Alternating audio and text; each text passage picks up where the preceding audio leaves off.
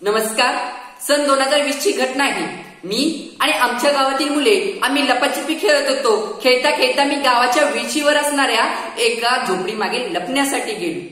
त्यावेळेस मला एका आईचा आणि तिच्या मुलाचा संवाद माझ्या कानी पडला.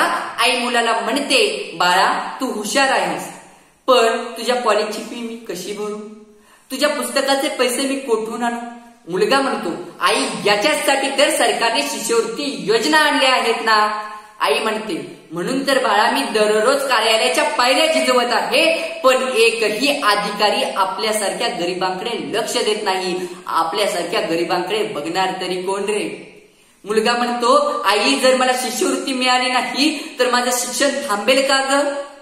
मुलाचा प्रश्न ऐकून आई निरुत्तरित होते. प्रश्न अनुत्तरित राहतो आणि हाच अनुत्तरित प्रश्न घेऊन व्यासपीठावर उभा आहे.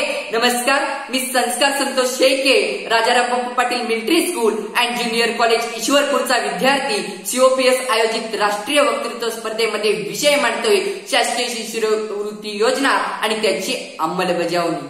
शिष्यवृत्ती ही फक्त पैशाची मदत नाही, तर ती गरीब मुलांच्या पंखांना लावलेले इंधन आहे. ती स्वप्नांना जिवंत ठेवणारी दोरी आहे. ती सांगते, तुझं स्वप्न मोठं असू दे, ते पैशाअभावी थांबणार नाही. शिक्षण हा मानवी जीवनाचा पाया आहे, पण आर्थिक परिस्थितीमुळे अनेक हुशार विद्यार्थी शिक्षणापासून वंचित राहतात आणि त्यांच्यासाठी खऱ्या अर्थाने मोठा आधार ठरतो तो म्हणजे शासकीय शिष्यवृत्ती योजना होय. शिष्यवृत्ती नावातच आहे आशा. कागदावरती सुवर्ण अक्षरामध्ये लिहिलेली, जाहिरातीमध्ये ती स्वर्गासारखी दिसणारी, पण वास्तव काय? अर्ज करताना पोर्टल बंद, अधिकारी महिने उशिरा येतात. महिने उशिरा आल्यामुळे विद्यार्थी पैशाची वाट पाहत राहतात. वाट पाहता पाहता त्या मुलाचं शिक्षण कसं थांबतं हे आपल्याला समजत नाही. आणि याच उत्तम उदाहरण म्हणजे आमच्याच गावामध्ये राहणारा आमचा मित्र म्हणजे रामला इयत्ता 10वी मध्ये 94% गुण मिळाले. वडील शेतकरी आहे, आई गृहिणी आहे. त्यांनी शिष्यवृत्ती योजनेसाठी अर्ज केला. अर्ज महिने सरकारी कपाटामध्ये धूळ खात राहिला आणि शेवटी रामच्या आईने मंगळसूत्र विकलं, वडिलांनी नांगर गहाण ठेवलं आणि रामचं पहिल्या वर्षाचं शिक्षण कसं बस त्या मायबापांनी पूर्ण केलं. आणि दुसऱ्या वर्षाचं शिक्षण रामचं पैशाअभावी राहिलं. आज राम आमच्या गावामध्ये नांगर चालवत आहे. आज राम आपल्या देशासाठी जर त्याला वेळेवर शिष्यवृत्ती मिळाली असती तर आपल्या देशासाठी मशीन बनवत असता. तो आमच्या गावामध्ये नांगर चालवताना मला दिसला नसता. म्हणून मला रामसाठी म्हणावंसं वाटतं, घाम गाळून ज्याने गुण मिळवले त्याचं शिक्षण पैशाअभावी तुटतं. घाम गाळून ज्याने गुण मिळवले त्याचं शिक्षण पैशाअभावी तुटतं. आणि शिष्यवृत्ती जर वेळेवर मिळाली तरच भविष्य उज्ज्वल घडतं, तरच भविष्य उज्ज्वल घडतं.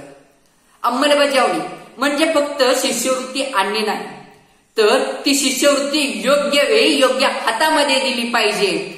आणि शिष्यवृत्तीची अंमलबजावणी कशी पाहिजे, तर शिष्यवृत्ती योजनेचं कामकाज हे सुरळीत पाहिजे. म्हणजे ऑनलाईन कामकाज आहे ते सुरळीत पाहिजे. कागदपत्र हे कमी आणि पडताळणी जलद झाली पाहिजे. आणि जो शिष्यवृत्तीचा निधी आहे तो विद्यार्थ्यांच्या खात्यामध्ये थेट एक रकमी जमा झाला पाहिजे असं मला वाटतं. आणि खऱ्या अर्थानं महत्वाचं म्हणजे त्या शिष्यवृत्ती योजनेमध्ये उत्तरदायित्व आलं पाहिजे. आणि भारताचं भविष्य अंधारात नेणाऱ्या प्रत्येक बेजबाबदार अधिकाऱ्याला योग्य वेळी योग्य ती शिक्षा ही झालीच पाहिजे. असं मी का म्हणतोय, कारण आज आपल्या देशामध्ये लाखो विद्यार्थी शिष्यवृत्तीसाठी अर्ज करतात. त्यापैकी जवळपास 30% विद्यार्थ्यांचा अर्ज हा पडताळणीमध्ये तांत्रिक कारणाने आणि 20% विद्यार्थ्यांचा अर्ज हा ऑनलाईन तांत्रिक कारणामुळे बंद पडतो, बाद होतो. आणि हे फक्त आकडे नाहीत, तर ते हे फक्त अनेक हजारो विद्यार्थ्यांच्या आणि हजारो मायबापांच्या डोळ्यामध्ये अश्रू आणणारे सत्य आहे.